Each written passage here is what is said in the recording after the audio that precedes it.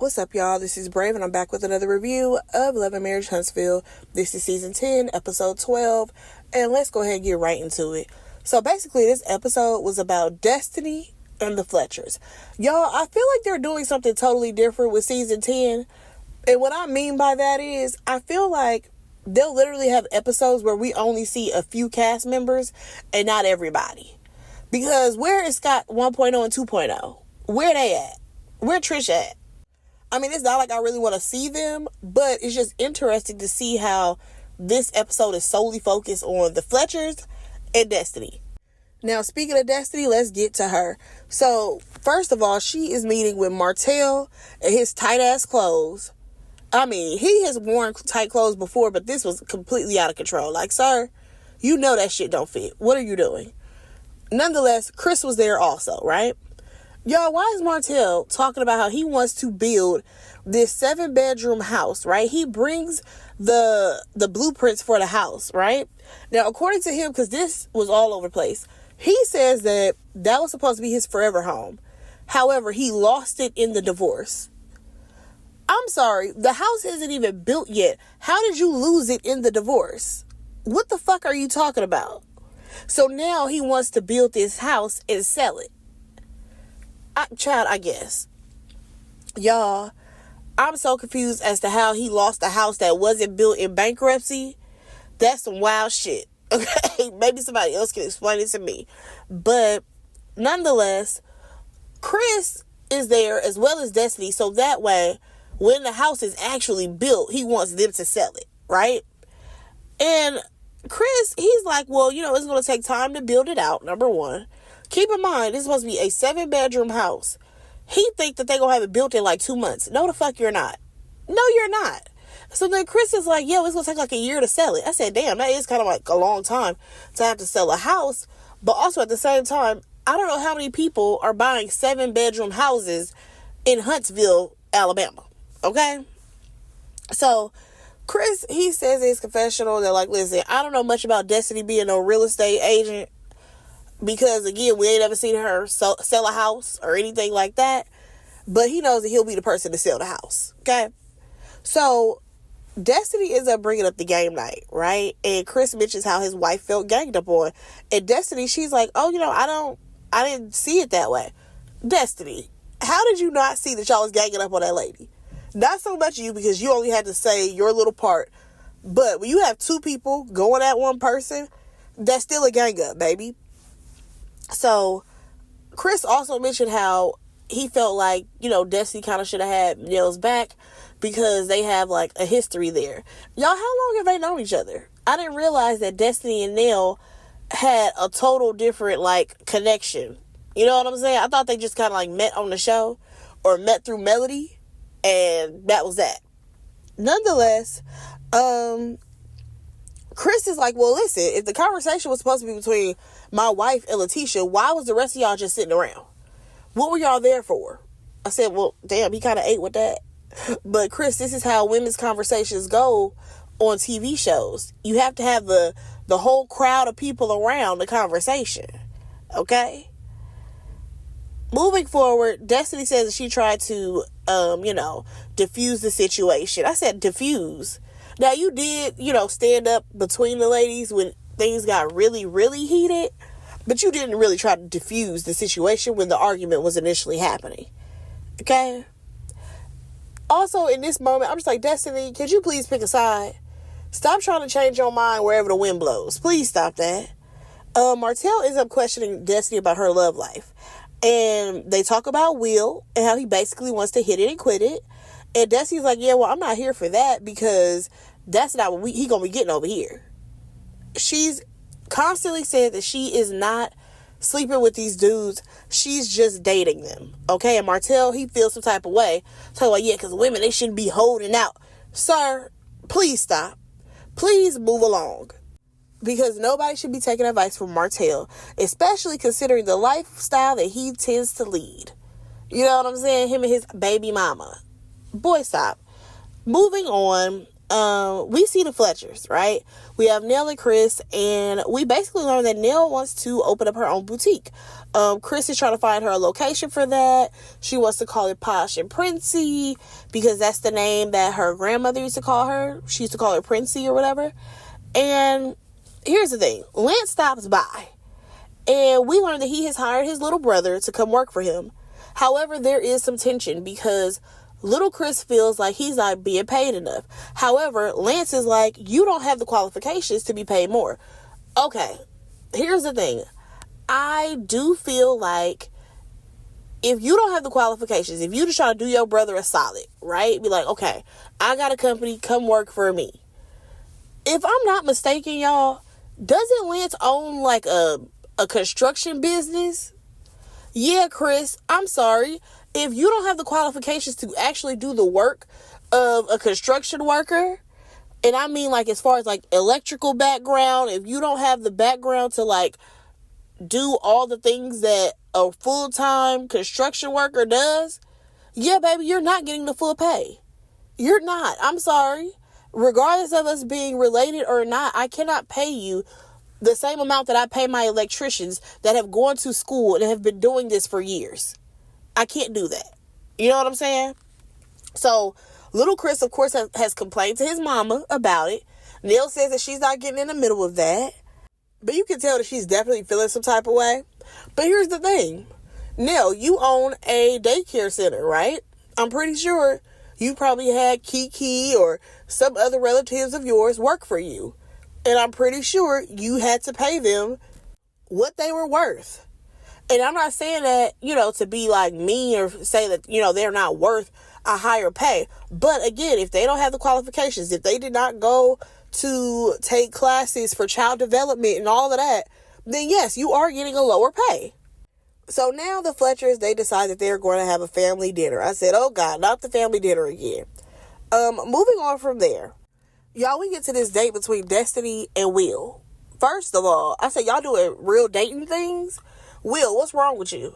Because if you just try to like smash and pass or whatever you try to do with her, why are you trying to take her on dates? What's going on here?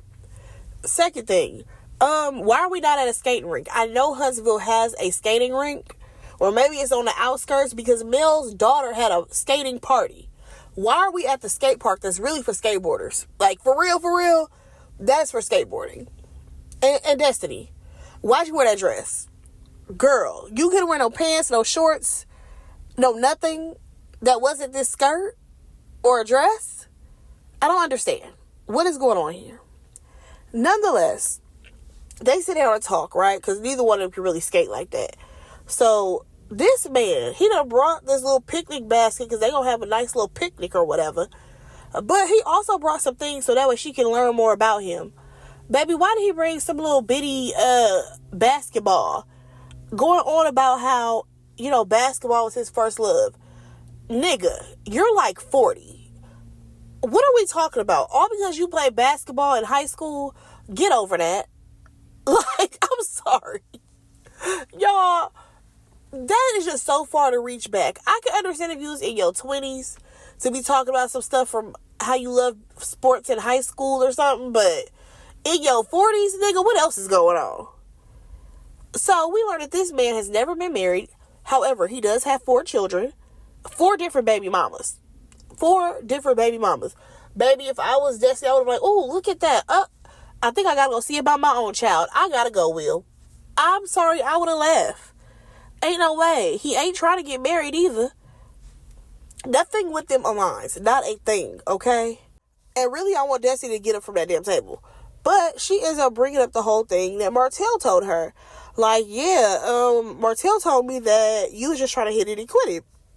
Baby, that man completely skated and skipped all around that. And he lets us know that he's good friends with Twan. I said, now, hold on. You never even circled back to what she said, but you just trying to throw in Twan into the mix? Child, bye. But come to find out, they've been knowing each other for years. I think that man said since 2002. Nigga, that's 20 years. Did y'all go to school together? What is this? Like, I just don't like the way he tried to flip this so that way we can talk about her and not him and his plot to hit it and quit it. Okay? So Destiny, she kind of feels like at this point, Huntsville is super small. And I'm just like, girl, no, you just need to stop dating in this friend group. Like, I think that you can date whoever that you want, but it's just get out of the friend group, sweetheart. And also, I just don't like the fact that Will tried to flip this and make it seem like, Destiny has something more going on with Twan. But you know what, Destiny, I have to blame your ass.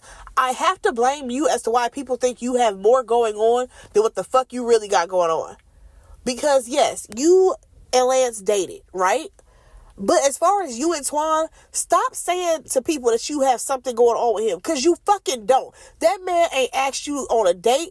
He ain't hit you back since y'all went on that little business meeting. It don't sound like the nigga interested. I'm confused as to why you done brought up Twan's name to everybody. Everybody supposedly know that something's going on with you and Twan, and ain't shit happened with you and Twan. Like, what the fuck are we doing? Moving on. We got Martell, Kid, and Win. And Will, they go shoot some hoops or whatever. And Will's talking about his little date with Destiny. So, Martell, again, brings up the whole hit it and quit it comment. And Will is like, you told her that? And Martell's like, yeah, because that's my homegirl. And now at this point, Will's like, okay, I got to watch what I say around you. So then Will further explains that he feels like Destiny lied to him. I said, no, hold the fuck up. Was there something cut? Because I don't recall her lying. So he feels like she lied when she kind of changed her tune to let him know that nothing really is going on with her and Twan, and that they just had a business meeting because she found out that him and Twan were close. No, it's not that she fucking lied. I just think that she put way too much dip on her fucking chip. The problem with Destiny is that she's fucking delusional. I'm sorry. Destiny is delusional. And what I mean by that is Destiny is forever adding on to something that doesn't need adding to. Literally, when it came to her and Moses, right? She was making it seem like her and Moses was together and then Sonny got with him. No, they weren't even together anymore. And also on top of that, she was the one who kept reaching out to him after they had broken up, sending him text messages. And he was just responding to be nice. Girl, that's one thing. Then, on top of it, we get to this situation. Like I've already explained, you done sit up here and put Twan all up in the mix, and that nigga ain't never asked you out. He ain't hit you up. You ain't said that y'all was texting all night. Nothing. So why the fuck are we even putting Twan's name in any of this shit? Moving on. So, like I've already said, Destiny, baby girl, you gotta get out of Huntsville. I don't know. There has to be like some neighboring cities that you can date in Alabama. Because it just won't be there. Moving on. Oh, also, I forgot to mention, before I even move on, this man even called Twan to see what was up with him and Destiny. And Twan had said it was basically nothing. They just had a business meeting. Child, moving on. We get to the Fletcher's house for dinner. Baby Lynch shows up and says that Kiera's coming. And everybody's like, for what? Like, you just met her. What are you talking about? And according to him, he's bringing a date to dinner. Then Chris Jr. shows up, and we learn that he actually lived with his parents for a month. And one day when they came home, they said all his stuff was in the backyard. And he informs them that, he slept in his car for a couple of days. I don't know if it was like a Walmart or somebody's parking lot, right? And they were confused because they knew nothing about him sleeping in his car. Also, it wasn't a situation where they got into it. He was pissed off. He was going to blow some steam. And then he didn't want to be at his parents' house. No, this was just like he decided randomly to go sleep in his car to figure some things out. Okay? So, next thing you know, Twan shows up. I said, why are you here? Oh, right. Because at some point we're going to talk about Destiny. And then Kiera shows up, right? Now, of course, we got the whole, oh yeah, she went to the daycare. Come to find out, she went to the same daycare class as Lance. And at one point, all the ladies were kind of sitting around each other. And Kiera was trying to call Nell Mama. And Nell was like, no, you can call me Miss Nell. I said, girl, you poured it on too thick, okay? Like, I get it, the cameras are here and all of that, but Kiera, you doing a lot, okay? So, one of Nell's daughters, well, I think one is just her niece, but her daughter had asked about what's going on with the ladies that's on the show. And they talk about flexibilities or whatever, but according to Kiera, Destiny kept looking at her, kind of sideways throughout the night. Well, here goes Nell being messy, because she lets it be known that, the other night, Lance went to go pick up some pizza for the kids, and when he came back, him and Destiny was talking outside for like 10 minutes. This is news to Kiera, baby. She don't know nothing about this. So, we're going to go ahead and head over to the dinner. Oh, well, before I slide over there, the guys, they were talking about fatherhood, right? And Chris was saying how he was kind of tired because, like, the baby was really fussy. And this is big Chris. And I'm like, wait a second. Whose kid are y'all still watching? Is it little Chris baby or little Chris baby or Lance's child that y'all are still watching overnight and stuff? What's happening there? I'm a little confused. But nonetheless, it's good that little Chris is finally stepping up, because according to him, he does a lot for his baby, so good for him. The family sit down to eat, right? So Kiera, she ends up asking Lance about all what she just heard about him talking to Destiny. And according to Lance, he says that they talked for about 10 minutes and Destiny was on a kid route to get her son to sleep. Y'all, Destiny's child is like 6. I'm sorry, girl, you can't get him to go to sleep at this big age. What's going on? I thought people did that for, like, infants. Like, you drive around so the baby can get sleepy. I thought that was for babies, like infant children. Not for, like, 5-year-olds. What the hell going on, Destiny?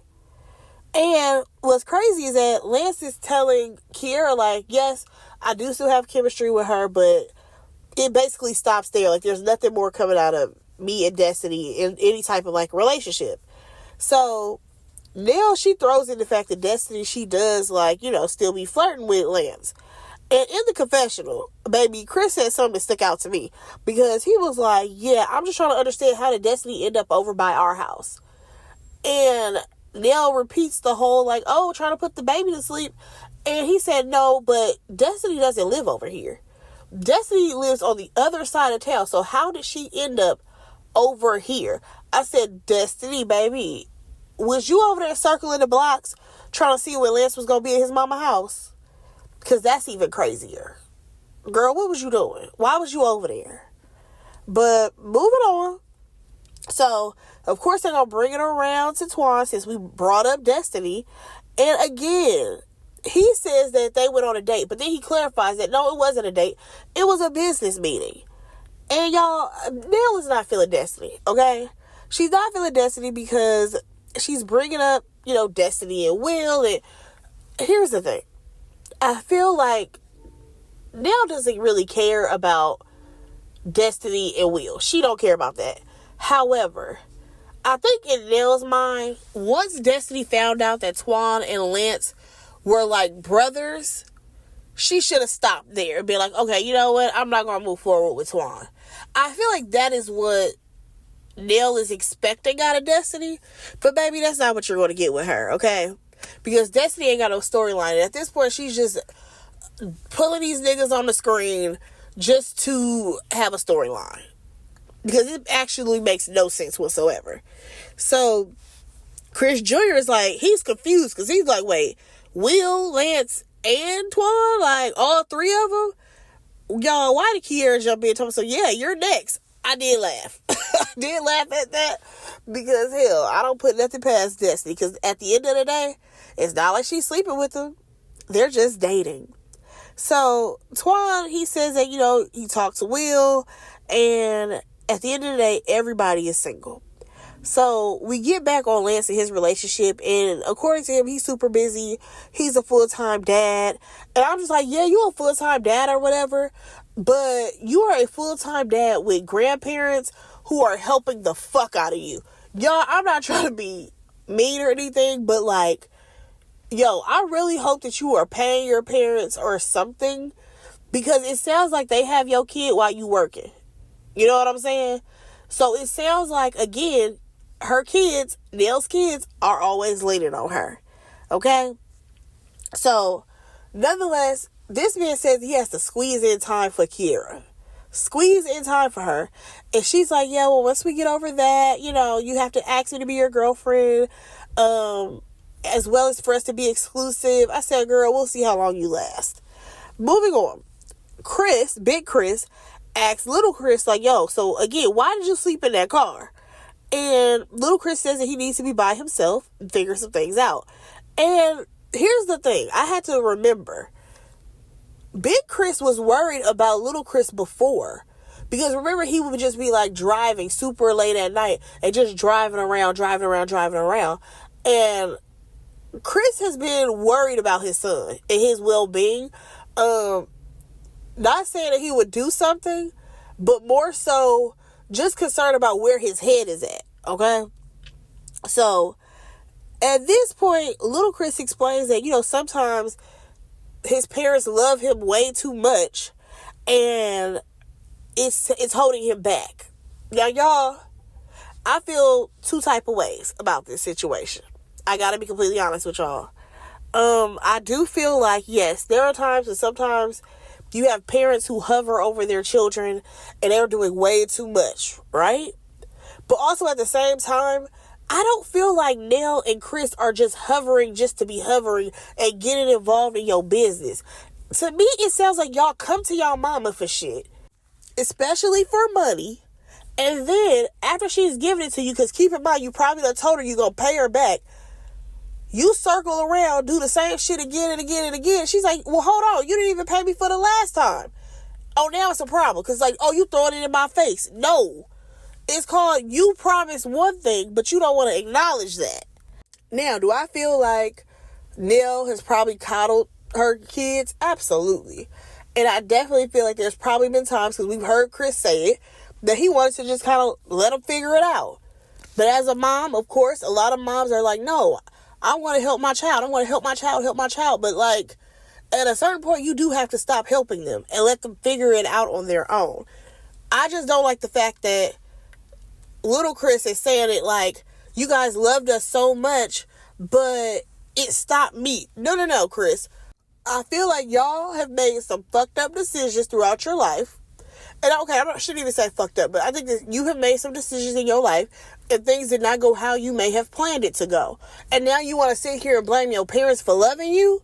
No, I'm sorry. I have a problem with that, because had it been the time where Chris and Nell was like, nah, let him figure that shit out, then it would be, oh my gosh, y'all abandoned me. Y'all just left me. Y'all just left me hanging. You know what I'm saying? It's like, damn if you do, damn if you don't. So then Big Chris, he joins in the conversation. He's like, well, we call it spoiled, but really it's that y'all are entitled, right? And Chris, he says that, at one point he wanted to let them go and figure it out, but it sounds like Nell was still holding on. And Nell got offended by this. And she's like, okay, putting it on the floor at this point, because the main issue it sounds like that they had when it came to letting the kids go was when little Chris went to jail.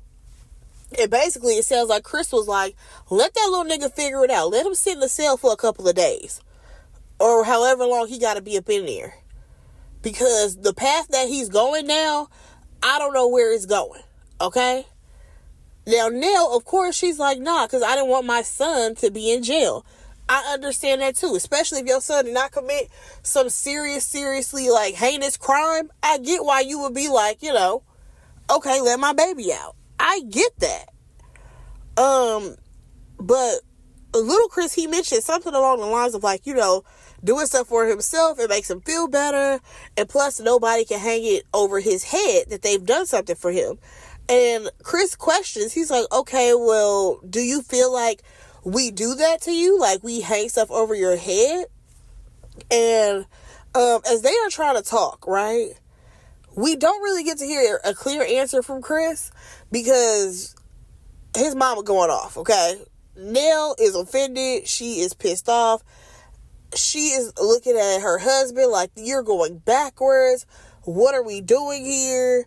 Lance is trying to pipe up to help his dad in the conversation. Like, it just all kind of blew up. And I feel like in this moment, Nell feels like nobody has her back. I think that she thought her husband was going to come in and be very defensive on their behalf, to be like, no, we've done all this for you, blah, blah, blah, blah. But he just has a different approach with the kids. He's coming from, I'm trying to understand where you are coming from, so that way I can explain where I'm coming from. You get what I'm saying? But with Nell, she's like, y'all are disrespecting me. Like, you're playing in my face.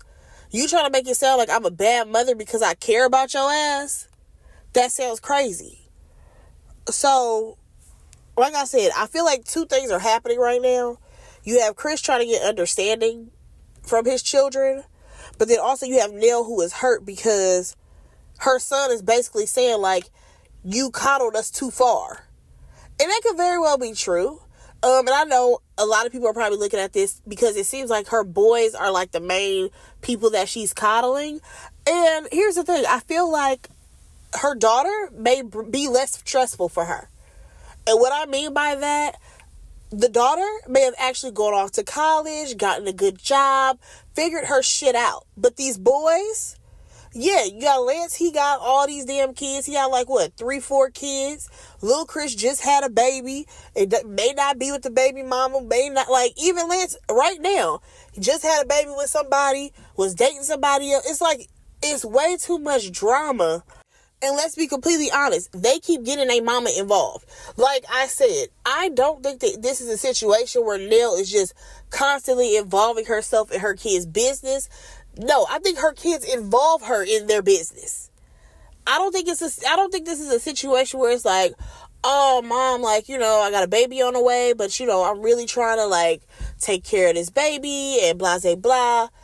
To me, it sounds like, damn, mom, I got another kid on the way. Can you and dad watch her for me? Because, I got to go to work. Can y'all do this for me? Can y'all do that for me? Oh, man, mom, I'm so tired. Like, maybe you can help me with the baby. Like, and here goes Neil. Well, maybe I can spend a few nights to help you out. That's what I feel like is happening. I really feel like y'all come to y'all mama with y'all bullshit. She helps y'all. And then you get mad at her for helping you. Like, what are we talking about? So they start talking about these boundaries again. I guess the scene might be chopped, but they start talking about these boundaries. And then Lance, he goes on to talk about how he still owes his mama money. From when they had that conversation, he had already owed her money. Way from when they initially tried to set boundaries, okay? So it's been like a year. He still owes his mama money. And here's the thing. Nell is breaking down at this point because she's like, we're getting older. And there are things that she wants to do, but financially she can't do it because she has given her kids so much money over the years. And as she's breaking down, you hear little Chris, he's like, well, this is a family and everybody is tired. And I feel like that is what really set Nell off. Because then she starts slamming her hand on that table, saying that, one person is doing a lot, and that's me. And I kind of feel bad for Nell, y'all. I really do. I feel like as a mom, you want to do your best for your kids. You want to do right by your kids. You want to help them. You want them to succeed. But it's very hard for that to happen if you want more for your kids than what they want for themselves. And I feel like that is what happened with little Chris when he was growing up. I definitely feel like that is what happened. I feel like little Chris, he gives me the vibe of a lot of this younger generation. What is this, Gen Z? A lot of Gen Z, like, they just kind of hanging around. Because think about it. You have people who are streamers. They don't do shit all day. They show you their daily life. Them hanging out, playing video games. But they're not working. They're not doing shit. You know what I'm saying? And I think at one point, didn't Lil Chris want to be like a rapper or something? Again, he thought that he was better than a 9-to-5. And now that life has set in, years have gone by, I feel like he was scrambling and lost because he don't know what to do with himself. That's how I feel like that's where he was. But yeah, in that whole situation, y'all, I feel bad for Nell. I really do. Because I think she tried to do right by her kids, but that shit just blew up in her face because Chris was right. Her husband was right. At a certain point, you should have let those kids figure it out on their own. But y'all, that is where the episode ended. I'm giving this show a fucking side eye because I could have sworn we were supposed to get a scene with Kimmy and Maurice having a conversation. Am I tripping? I could have swore we got a preview of Kimmy and Maurice having a conversation, and we did not get that this episode. However, the next episode that airs is supposed to be a fucking game night special. I don't care about that. But y'all, let me know what y'all thought about this episode 11, Marriage Huntsville. Go ahead and like, comment, and subscribe to my channel, and I will talk to y'all in my next review. Bye, guys.